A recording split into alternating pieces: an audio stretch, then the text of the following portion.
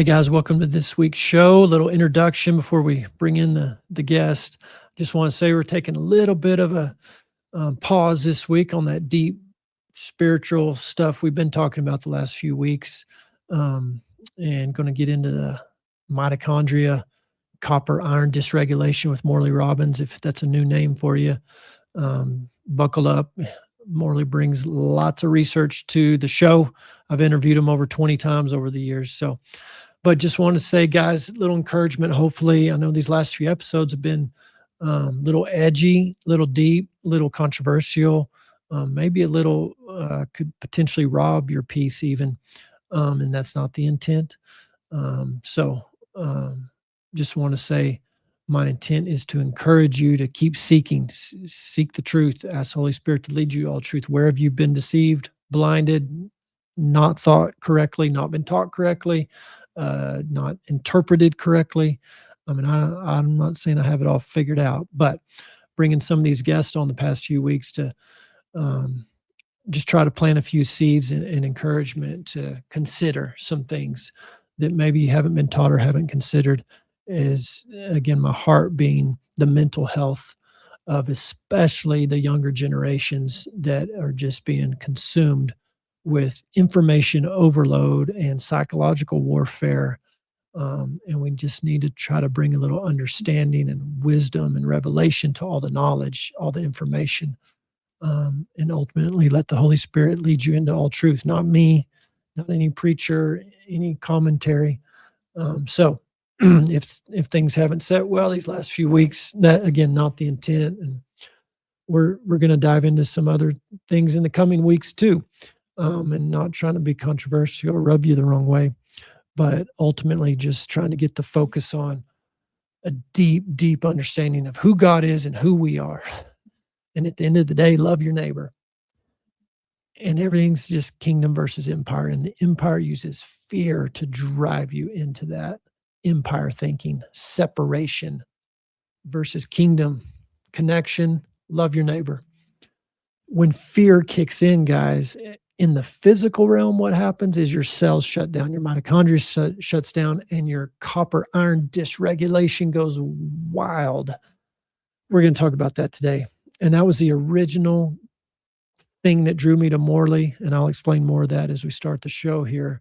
But Morley kind of connects the fear part to what happens in the physical in your cells and how it shuts down that mitochondria. So hope you enjoy the show today. We'll jump right in with Morley. Hello, everybody. Welcome to another episode of You're the Cure. We've got a return guest. Now, I meant to go back and count how many times we have had Morley Robbins on the show. I didn't get it done, but I'm pretty sure it's over 20, maybe pushing 30. And I'm excited to announce the Root Cause Protocol Conference, Ignite the Innate Healer, February 27th and 28th, 2026. And that'll be up in Denver, Colorado. A lot of great speakers. We'll talk more about that conference here in a minute.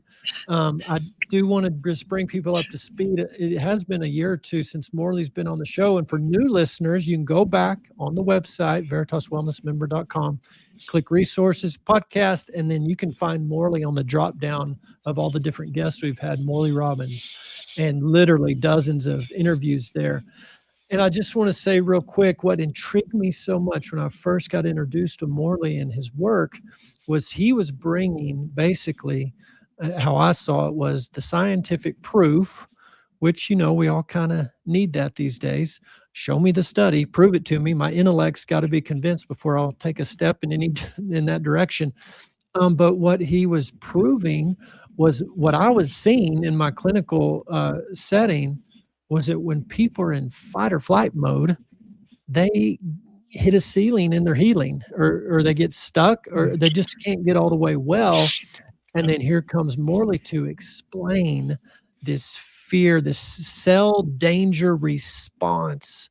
And when you feel like you're in danger and you go into fear mode, there are biochemical things that kick in at the cellular level, and in particular at the very, very core root. Magnesium kicks out of the cell, iron gets into the cell, and then metabolic chaos happens. And he just explained it so well, but also brought this piece in that I didn't quite understand about excess iron in the body and how it's so easily missed because notice I said in the body, not necessarily in the blood. You can have excessive iron in your tissue, in your joints, in your brain, in your liver. It doesn't show up in the blood work. And we've all been consuming various toxic forms of iron from iron fortified food since the 1940s. So basically all Americans are iron overloaded, but your blood may not show it. There's a lot there, guys, and we'll get into some of that today, but you can go back to those old podcasts and get some deep dives, and we're going to take some deep dive today. But before, Morley, I'll bring you on, I just have to say, I think you'll appreciate this. I read this article literally 2 days ago, and I'm going to read a clip from this article. The name of the article, When Medicine Leads to More Medicine. And here's the excerpt from the article. Only 4 out of 120 doctors got it right. When older veterans developed leg swelling after starting gabapentin, America's 5th most prescribed drug, gabapentin, highly prescribed, only 4% of their physicians recognize the medication as the culprit of the leg swelling, according to a recent study. The rest prescribed diuretics, water pills, for what they thought was heart failure or vein problems. And those water pills then caused dizziness, dangerous drops in potassium, depleted sodium levels. 6 patients ended up in the ER. This phenomenon is known as the prescribing cascade.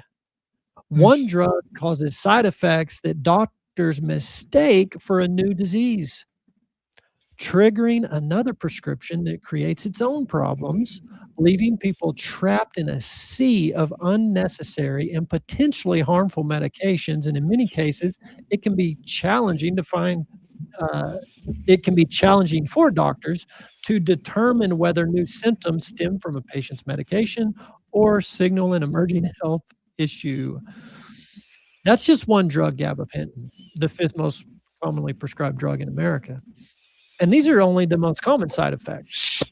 When you start to stack more than 3 medications into a human body, not only do you get the individual side effects of each individual medicine, but then you get interaction of the 3 or more medications, which most Americans are on, or at least over 50 years old, are on more than 3 medicines. You get interacting effects. There's an untold cascade of symptoms that come just from the medication.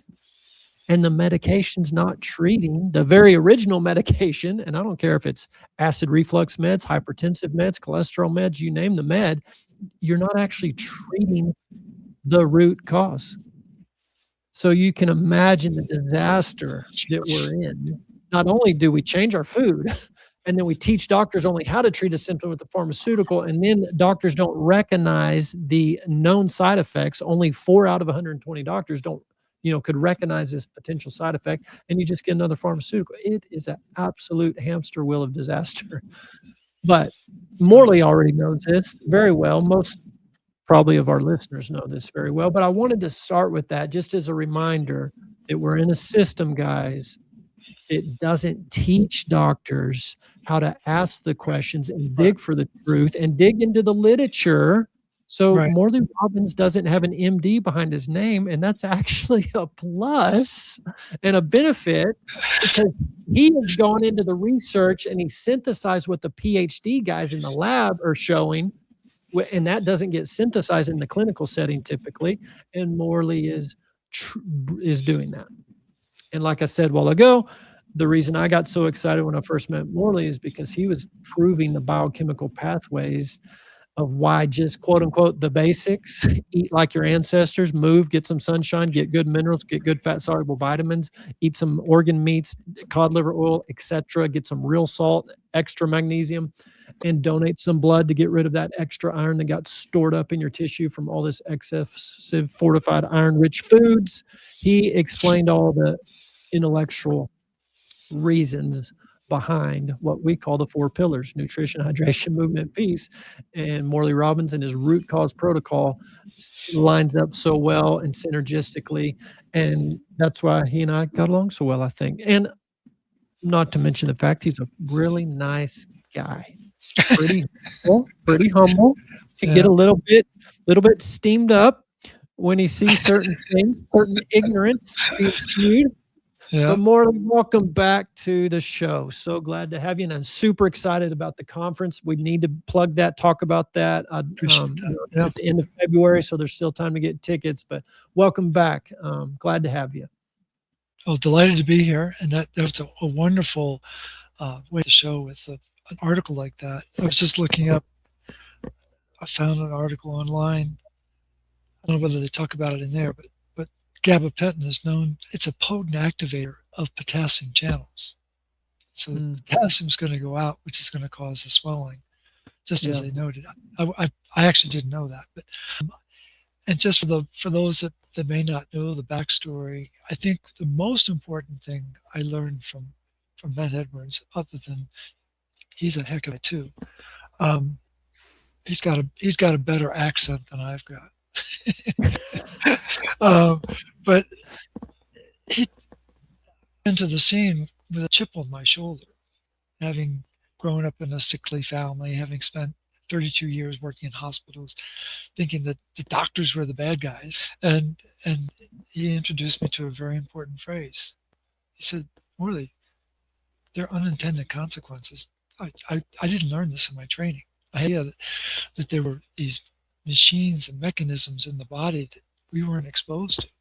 And so I think it was probably the most important grounding to understand the vulnerability of practitioners, because you're a subject of your training and your intention is to help people, but you got an incompletion. And I think what has been your hallmark is your passion for wanting to know the rest of the story, to really dig deeper and find out what else is involved here.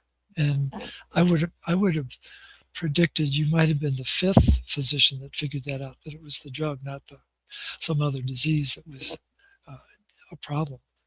So it's great to be back. I just happened to Google how many podcasts have I done since I started this journey, and according to AI, and we'll talk about AI, but according to AI, I've 381 podcasts. It's like, wow.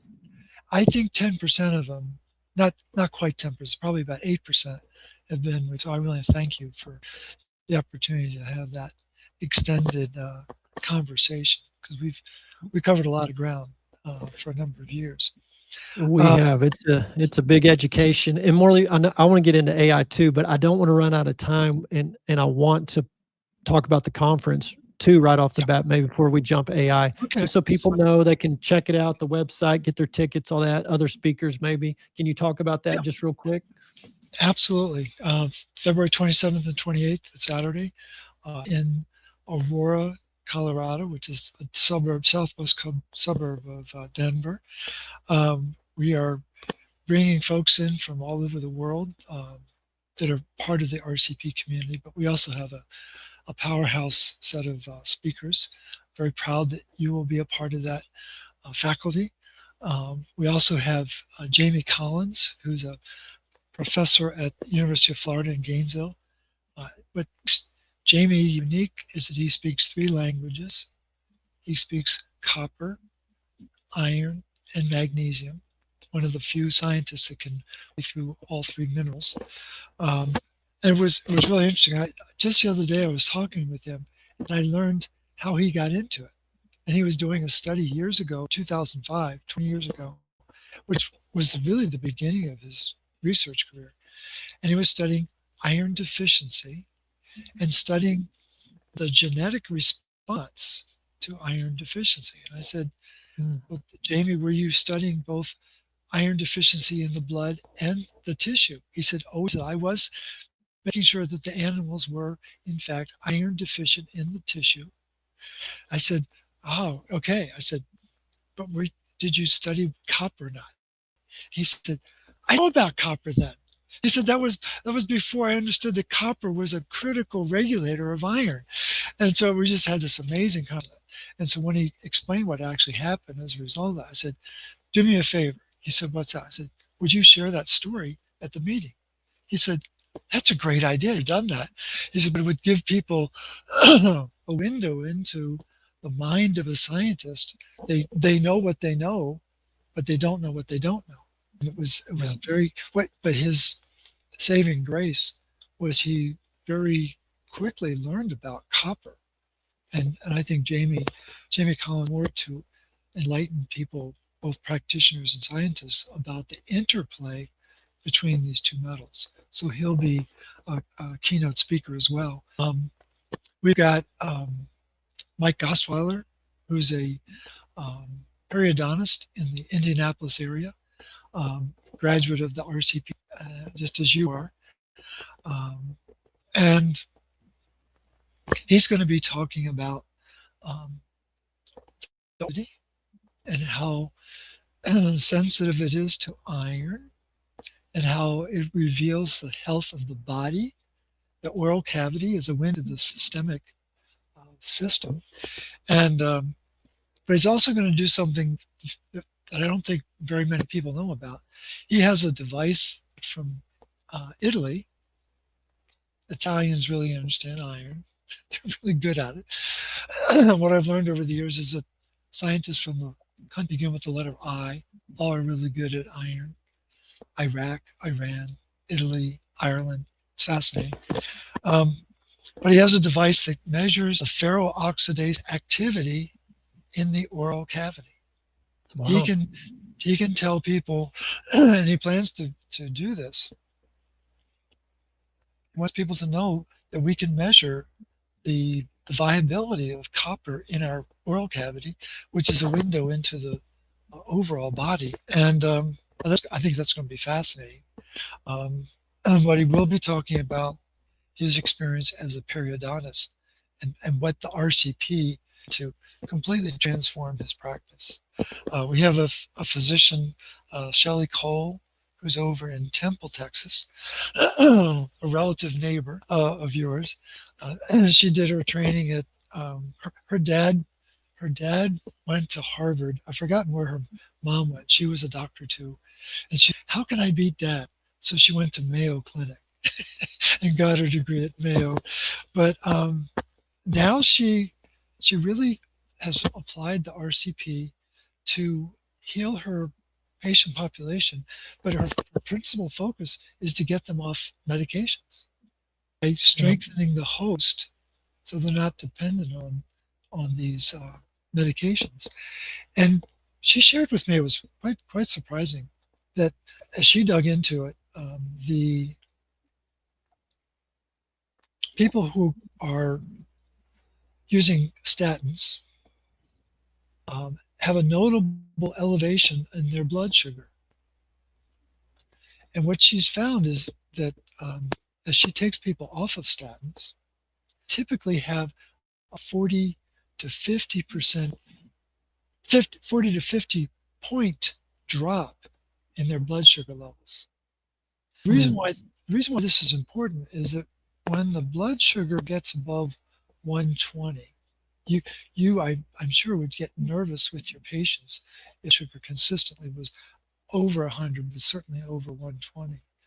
But when you get into the research, you'll find that in 2019, a group of Russian scientists discovered that blood sugar above 120 causes the ceruloplasmin to blow up, and then the copper and loses its connection to its regulatory protein. And so that's a really big deal. What I learned very recently, in more fashion, is that when urea gets into the 6 to 8 range, same mechanism takes place. It's the ceruloplasmin. And so the important thing here is that if we don't know about ceruloplasmin, out of sight, out of mind. But if you do know about ceruloplasmin, you're like, oh my gosh, that's a significant. And what happens is that copper becomes unbound. It binds to albumin, histidine, or transcuprine, which are other proteins in the blood, but they don't have the same potency. And then what happens in the is that once copper, once the ceruloplasmin loses its battery pack, if you will, because it should have between 6 to 8 inside the protein. But once it loses its battery pack, you've lost the regulation of iron. And then iron becomes more reactive in the body. There's more oxidative stress. There's more fatigue because we're not making as much ATP under those conditions. And what did they do? The spotlight and blame the copper for the problem, when in fact it's the dysregulated iron that got out of kilter because the ceruloplasmin's its battery pack. So Shelley's going to be talking about the importance of the RCP, particularly as it relates to her practice. We're going to have a celebrity chef there, James Barry. He used to cook for Tom Cruise and people at that level, and he's developed a whole line of products. Name of his company is called Pluck, and they're all based on sports.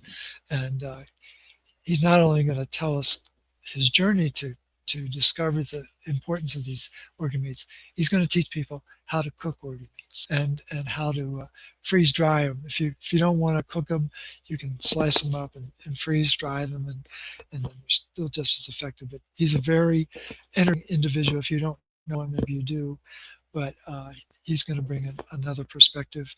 I will certainly be bringing my latest research. I just don't know what it's going to be. It seems that every week is a new journey. But we've got folks who are going to be talking about parasites and how prevalent they are in a copper deficient body. And we've got one of our colleagues, John Cotter, got his original degree in acupuncture. Then he went to England to get his MD degree. And he's going about the transformation of his practice. He tends to work more in the mental health, emotional field, and how transformational it's been for his patient community to underscore the importance of the components of the root cause protocol. So I think it's going to be a fascinating faculty. And we've got Martha Carlin, who I'm sure you know. She'll be talking about the microbiome and all the throughs that she's had now with understanding not just the microbiome, but the subtle structure and physics of the endothelial cells and their dependence on things called the glycocalyx. I know you've done some sessions.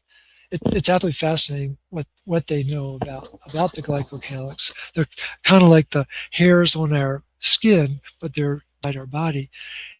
And guess what they cave to? They cave to iron. And what is important for people to understand is that there are 1 trillion endothelial cells in our body. So that's 1% of our cells is endothelial cells, and they line the vasculature of our body. But what's important, back in the period from 1984 to 1991, just this period, enterprising scientists discovered that there's 470,000 ceruloplasmin receptors on each endocell. Wow. There's 500,000 ceruloplasmin receptors on each red blood cell. Nobody talks about that, do they? No. And so there's this gap. There's this physical gap in our knowledge about what is the plasma's role in the body. Why would each endothelial cell be bathed in hundreds of thousands of ceruloplasmin cells? Maybe the ceruloplasmin thing is important, you know? Yeah. And the challenge, and we've discussed it on air and off the air, the challenge is you can measure the level, the height of ceruloplasmin in the body, but we can't measure its IQ. We can't measure its activity. And I don't know. I just think that's one of the great blind spots of healing is not knowing the intelligence of these proteins to exert their influence on the body.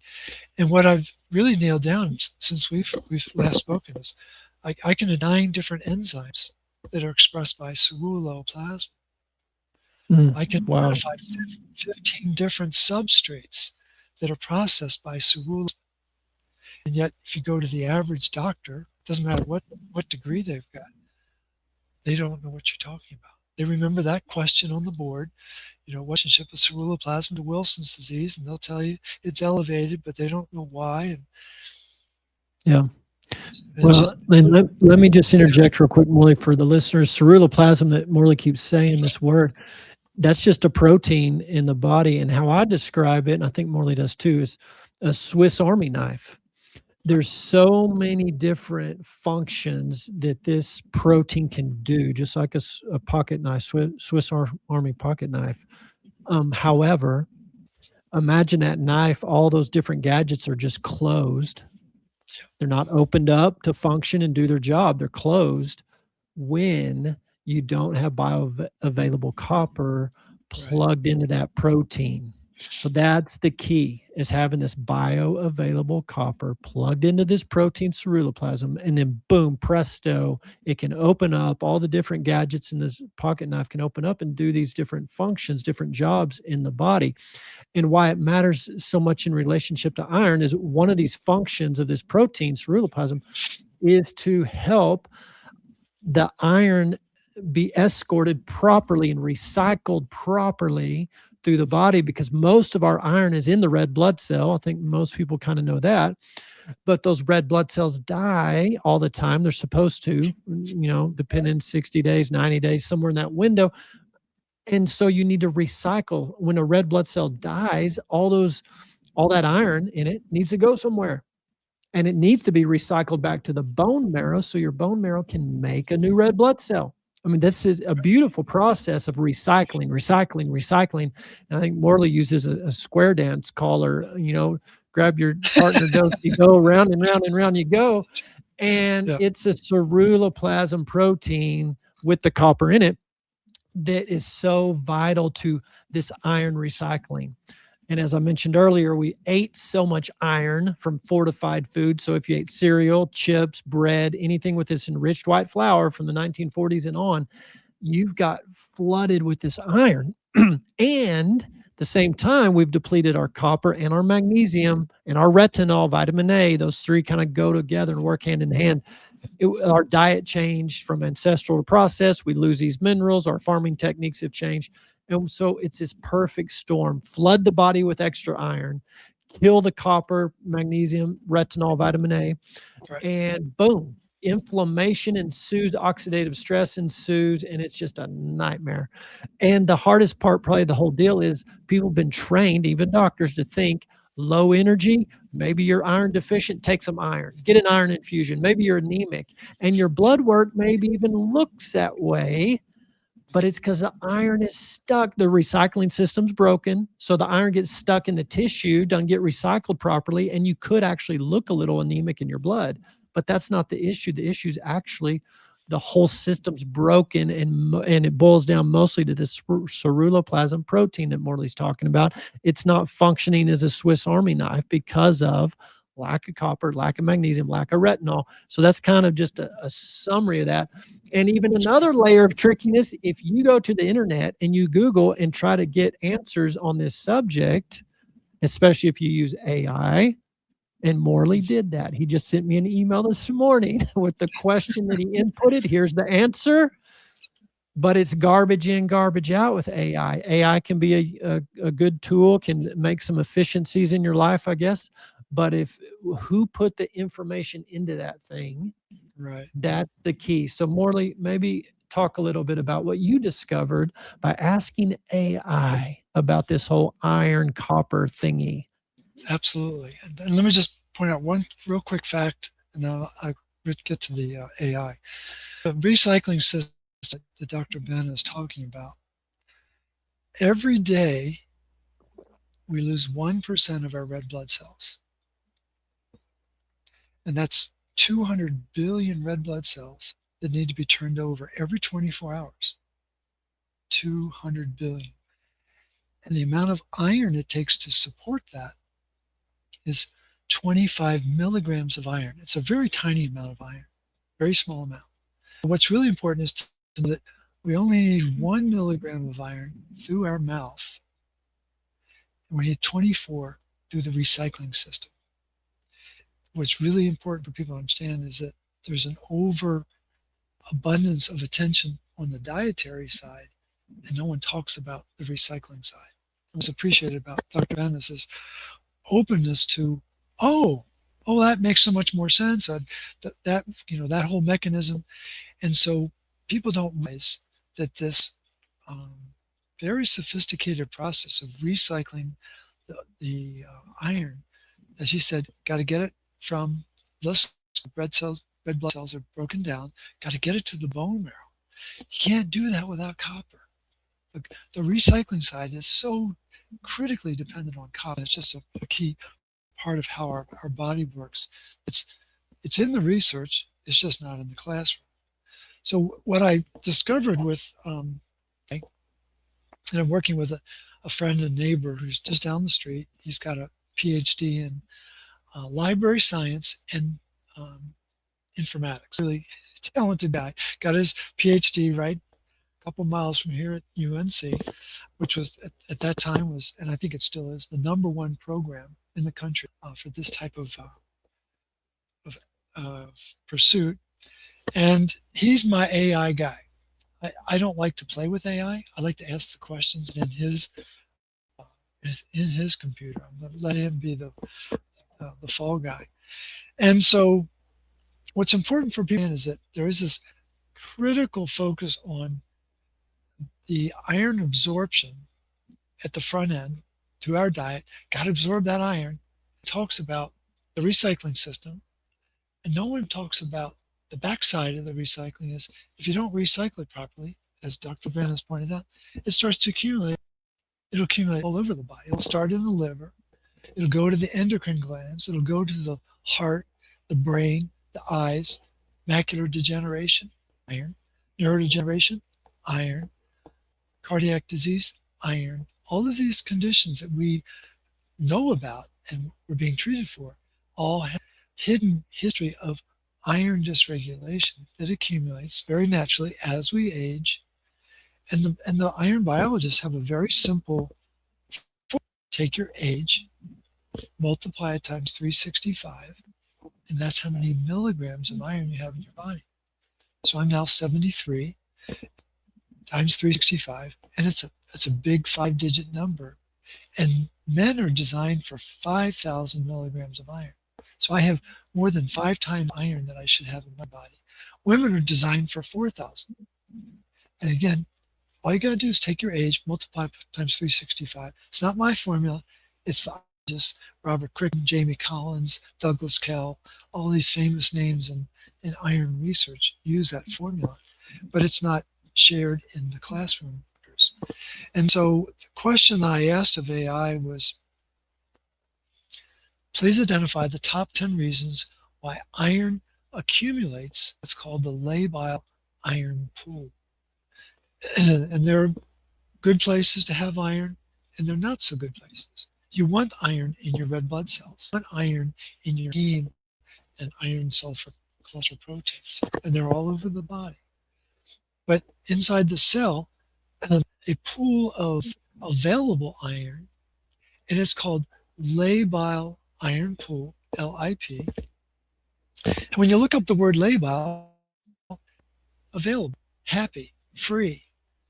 But in the scientific sense, in the clinical sense, it means reactive, highly reactive. And so I wanted to know what's causing this buildup of reactive iron in the cell. And it came back with a very specific list of reasons. And as I looked at the list, I realized that 5 of the 10 reasons had a relationship to copper.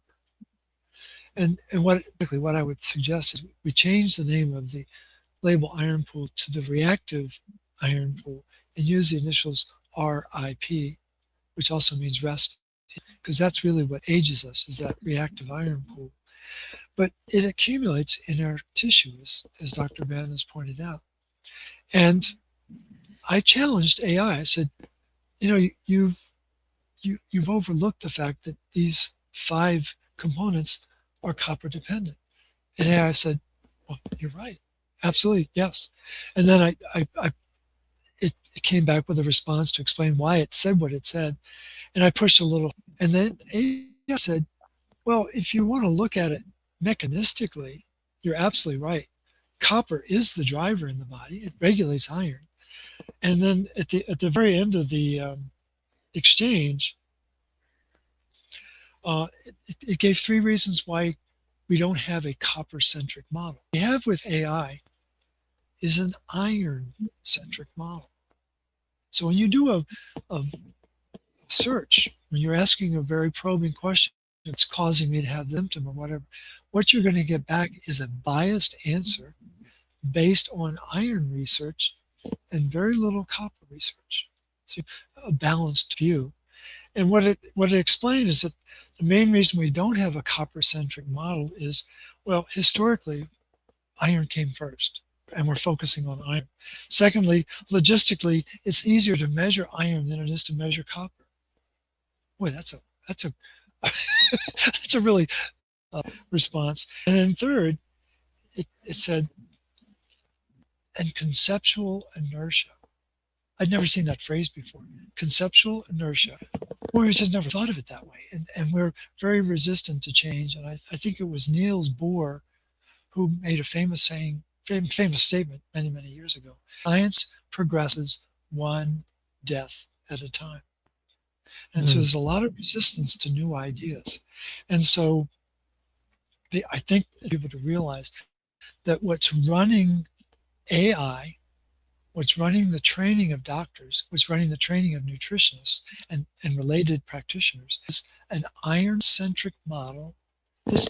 We just have had it that way. We're just going to stick with it because it's familiar. It's the classic case of the little girl asking her, why do you cut the end of the pot roast off? And mom says, well, we've always done that. And the little girl said, why? And so they trace it back to the mother. They talked with the great-grandmother. Said, why do we cut the end of the pot roast off? And the great-grandmother laughs, and she said, well, when I was growing up, the pan was too small, and so we would always cut the end of the pot roast off. But now we have bigger pans, but we still do it that way. And it's just, that's where we are. And it's not just medicine. This is true for fields of education, banking, legislative issues. You can apply it anywhere. But the fact of the matter is there is an inherent bias. AI means artificial intelligence?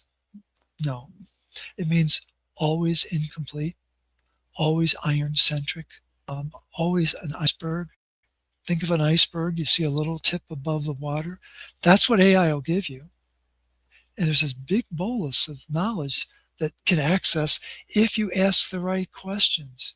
You've got to know the right questions to ask to take it out of its conditioning and get it to a much more diverse amount of research. So I think it's important for people to be mindful of this bias because they're going to get all the full story when they go to AI, and you're not. You're going to get the part of the story that the system wants you to know, because it's been built into narrative, and they're going to defend the narrative, and it's just we have to break out of it. And that's what we did with this piece that I sent Dr. Ben. It very clearly capitulated. It says, you're right, it should be copper-centric, but because of the history and the logistics and just the conceptual inertia, we're not going to go there. And that's really what we're battling. So it's been fascinating to discover that. Well, and it's a point to really, for the listeners to really consider, because you mentioned in the email, it's not the quality or accuracy of the studies that AI was pulling from, it's quantity. And there's just there's just so much on iron. But when you actually put all of it together, look at the quality and the accuracy, and you have to synthesize it using your human mind. Yeah. And it's whatever has been fed into this computer. Is like Morley said, you've got to know the right questions to ask. And he did, and he got AI to give a completely different answer based off the type of questions. And I was telling Morley before we started the show, remind me of JB Handley was on the show months ago, and he did the exact same thing with AI, asking, and I forget the exact question, but basically, does a childhood vaccine schedule cause autism? Is there or proof that it doesn't? One or the other. And it came back with no, it doesn't cause autism. But JB had to start asking very specific questions on the exact each vaccine individually, and AI came back, oh no, there's no study on that one, there's no study on that one, there's no study on that one, and right all the way down to the point at the end, AI was actually apologizing for giving a wrong answer at the top, and it was actually saying, I can understand why you would never trust me again. What can I do to rebuild your trust? And I'm sorry, it was just a crazy conversation. But the point being, you've got to know the questions to ask. So careful with AI, can be a tool, but ultimately it's not going to give you the truth. It's going to, like Morley said, always incomplete. So be careful. One of my clients taught me a way to start an AI. She does it all the time. She gets great results. She says, now you and I both know copper is the general regulating iron. So when I ask you the question, I want you to put it in the right context. And she gets back really good responses. There is a way you can front end the mechanism to prepare AI for the fact that you're going to ask a different kind of question, tap into a different range of research. And apparently it gets back some pretty impressive results. So I just think it's important for people to know that bias exists. And then to the extent that we have just a couple minutes, kind of drop a bombshell. And maybe at a later point we can go a little bit deeper. Or if people really want to hear more about it, please come to Denver, because I am going to talk about this mechanism. We talk about iron, and and as you're introducing, maybe there's more to the story. And we've been led to believe that if we're fatigued, the answer is always iron. What the book is about is no, it's a lack of copper, and it's not regulating the iron. I was seeing kidney disease. I've studied the heart, I've studied the pancreas, I've studied the liver, I've studied the brain, a lot of time on the brain, the placenta. I mean, these are amazing organs. The placenta is called the forgotten organ. It's interesting how important it is, but no one knows about it. But I was drawn to the kidney because I literally stumbled on an article that talked about the production of ceruloplasmin in the nephron. So there's 1 million nephrons in each kidney. So a lot of nephrons. And what do? They filter waste out of the fluid. They're trying to get rid of the waste matter, the excess protein and other matter. And there's a section of the nephron called the glomerulus. What is glomerulus? It's actually Latin for little ball of yarn.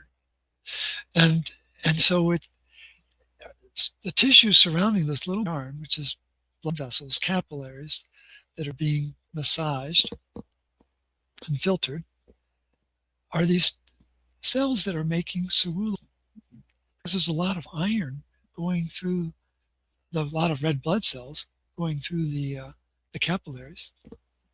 And they're called parietal cells. When those parietal cells start to hiccup and start to lose their copper, and they can't make this plasma, the level of iron starts to build in the kidney. And in fact, they are so precise about it. There is a break point in disease, as you well know. There's 5 stages. 1, 2, 3, 4, 5. And they know the exact level of ferroxidase activity that next stage. And ferroxidase activity is dropping as the stage of chronic kidney disease is rising. So they know that there is a relationship between iron status and kidney disease status. So it's one of the few fields of where they've drawn this very clear relationship between iron and the condition. And so that really fascinated me. And I look at it, as I like to do, and somehow came across an article that explained why this is happening. And it turns out there's a metabolite that we produce in our gut that when we eat a lot of different types of meat, amino acid called tryptophan, very important amino acid, and when it's digested in the gut, depending on the balance of the microbiome, if there's a prevalence of pathogenic bacteria, especially E. coli, it will bring that tryptophan into what's called an indole. And then the indole group goes to our liver and it becomes what's called indoxyl sulfate. And it has the initials IS, indoxyl sulfate. And lo and behold, the level of indoxyl sulfate rises as each stage of kidney disease grows. So there's an amount of indoxyl sulfate in the bloodstream that's ushering in the next stage of kidney disease. Then when you start to pick at it, I'm discovering that, well, actually, indoxyl sulfate is attached to all chronic disease. There's a known correlation between indoxyl sulfate and autism. Indoxyl sulfate, neurodegeneration. Indoxyl sulfate, cardiovascular disease. Indoxyl sulfate, diabetes. And you begin to pull back the curtain, and you find out that indoxyl sulfate is a harbinger of inflammation. It has this massive effect of creating inflammation in the body and creating oxidative stress. And oxidative leads to fatigue, because if you can't turn oxygen into water to release the energy, you're going to create oxidants that we talked about back many years ago in the early stages of our conversations. And so the indoxyl sulfate also has an effect on iron status, a particularly powerful effect on iron status. As in the indoxyl sulfate rises, the iron hormone hepcidin, which we talked about a number of years ago, and you were very quick to say, I don't think people know what this is. And many people don't know what it is. But it has a very powerful effect on stopping the iron recycling system. Suddenly we have this mechanism that is the very metabolite that's causing a wind down of the recycling system, an accumulation of the iron in the tissue, leading to a wide spectrum of chronic disease. And there's a blood test for it, there's a urine test for it, and there's a fecal test for it. But no one does the test, except if you're a nephrologist, and you'll do it under certain conditions to assess how this particular patient is progressing with their condition. And wow. And then you find out that in the field of nephrology, that they use dialysis machines. Well, a few years ago, there were like 4,000 dialysis machines in the country. Now, a few years later, there's 7,500. The rate of dialysis is skyrocketing across the country. And it probably has to do with the excitement of the early 2020 time period, but we're not going to go there. But the point, there is a known impact of this indoxyl sulfate. And what I want to leave the audience on is why is the pathogenic bacteria rising in the body? Well, one of the studies I found early on in my research, if you took a mammal and you exposed it to retinol in its diet, there was 10 times more lactobacillus in the digestive tract than there was E. coli. There's always going to be some E. coli in our system, but it needs to be kept in check by the other bacteria. If you take that retinol out of the diet, it flips. And suddenly there's 10 times more E. coli in the digestive tract than there is lactobacillus. Wow. It's a big change, Yeah. radical change. And so, again, people very regularly talk about dysbiosis, but they don't know that what we eat significantly affects that dynamic. And because there's emphasis on iron absorption at the front end, as you noted, they're fortifying foods with iron, and they have since 1941. Whatever it is, when they refined the wheat to make the flour, and they stripped the wheat germ off it, and they took everything out. And they said, "Well, we better add some iron back." That was the justification for the iron added back in 1941. And so they didn't add back copper, but they added back iron. And so we've been exposed to a lot of iron fortified foods. And then we're also told, oh, it's very important to get ascorbic acid so that you can overcome the mucosal block to bypass the natural mechanism of slowing down the amount of iron that gets into the bloodstream. And when you put ascorbic acid into the mix, suddenly you have this influx of iron. And so one of my colleagues is a writer, and she's writing an article about the root cause protocol. And so she took the time to research an average days and how much iron she's exposed to. And I was quite surprised, but she said when she added it all up, it was 84 milligrams of iron in her daily diet.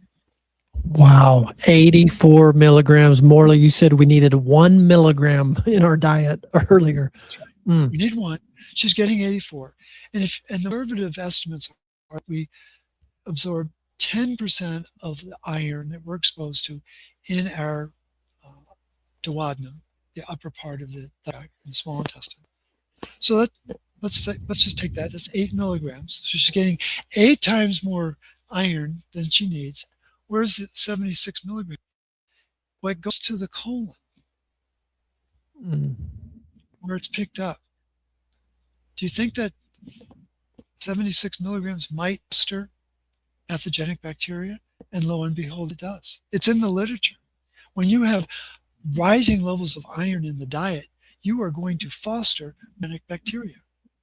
And so the challenge is to get people to realize that we do need iron. We need a amount through our mouth, but we need 95% is through the recycling system, which requires copper, which requires a whole new way of thinking how the body works. And if we don't do that, we're going to have a rising level of indoxyl sulfate. And it can get worse because the indoxyl sulfate can get nitrated when it gets exposed to peroxynitrate. And big words and people's eyes are glazing over.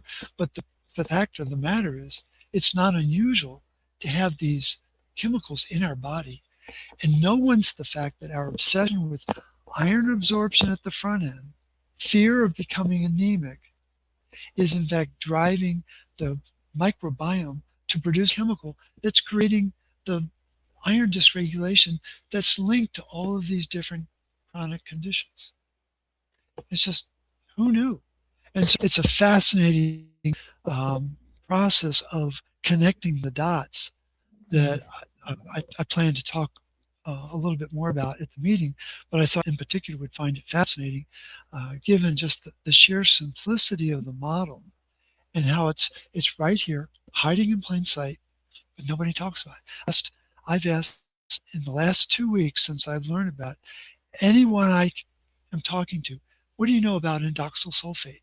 I've talked to doctors, I've talked to nurses, I've talked to research scientists, I've talked to clients, people who are really curious.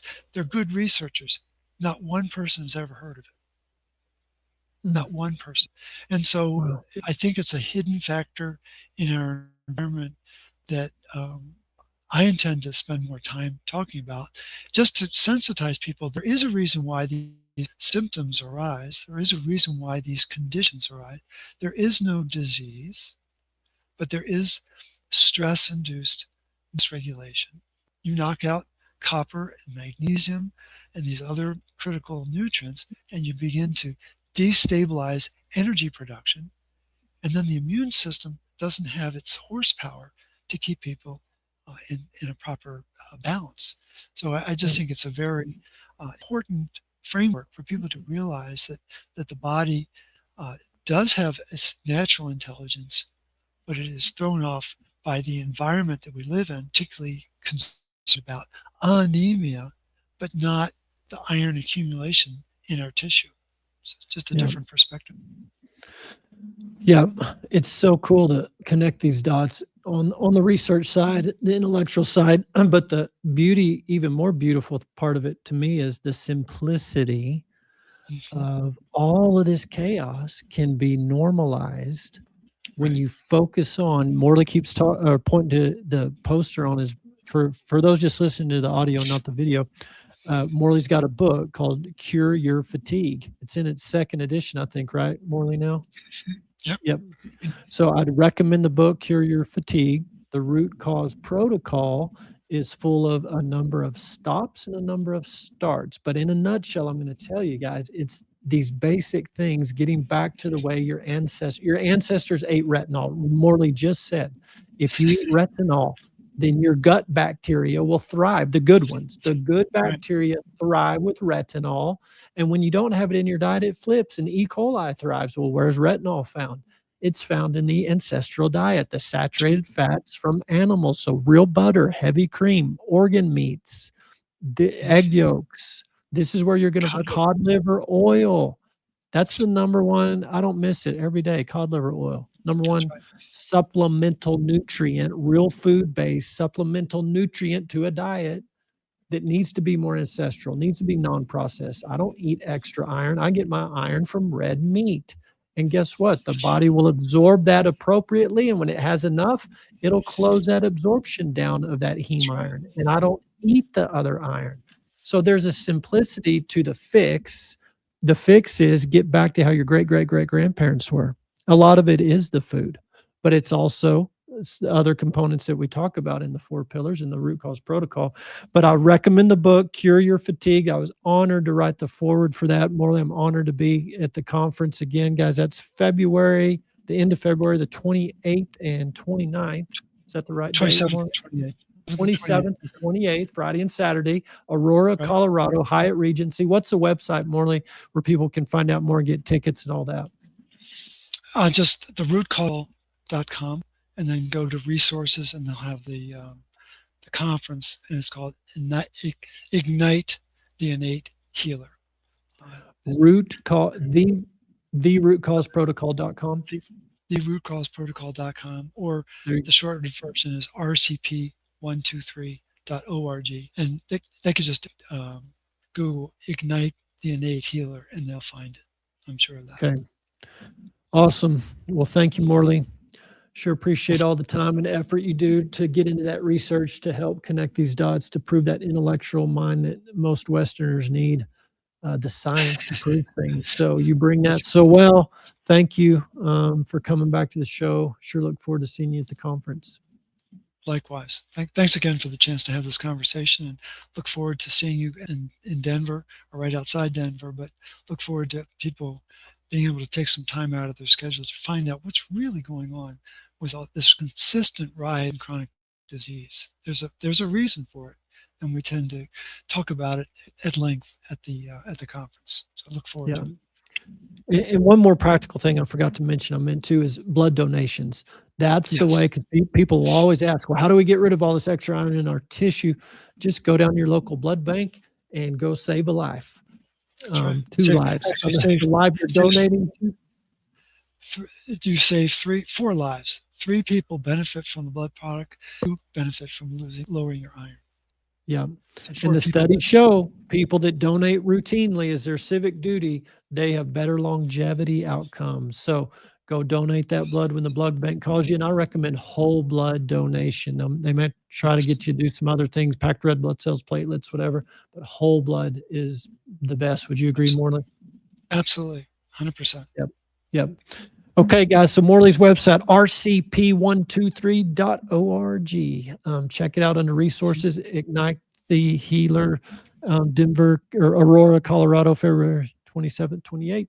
And we will archive this show, veritaswellnessmember.com. Check it out. All of old Morley podcasts. There's a plethora of knowledge and wisdom in those old podcasts with Morley. So check those out, and we'll have this up there soon. Any last word, Morley? No, just be curious and ask for the rest of the story. There you go. You're only going to get a limited response from AI, and you're only going to get a limited response by most practitioners. Dr. Ben's a notable exception. Most people don't take the time to really immerse themselves into what else could be explaining what's going on. And it's important. There is more going on. So I encourage you to have that persistent curiosity to find out what it is. I would concur. There's always more to the story, and we'll be back next week with another great show and more of the story. Thank y'all for tuning in. We'll see you next time. Bye-bye.